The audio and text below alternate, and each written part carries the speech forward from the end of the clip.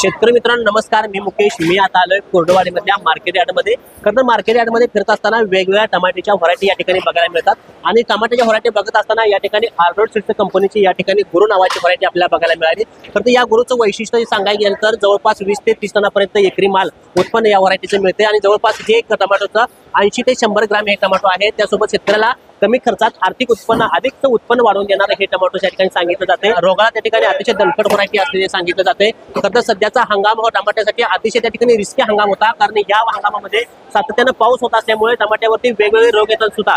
या शेतकऱ्यांना त्या ठिकाणी ही व्हरायटी सक्सेस करून दाखवले. तर या कंपनीचं वैशिष्ट्य म्हणजे शेतकऱ्याच्या अडचणी असतील, वातावरणातील बदल असेल आणि बाजारातील सातत्यानं बदलती मागणी असतील, या त्रिसूत्राचा वापर करून हे शेतकरी सातत्याने शेतकऱ्यासाठी काहीतरी नवीन देत आहे. आणि त्यामध्येच आता सध्याला आर्डोड सीड्सनं त्या ठिकाणी टमाट्याचा गुरुच म्हणलं तरी चालेल, हा गुरु या ठिकाणी शेतकऱ्यांच्या त्या ठिकाणी दिला आहे.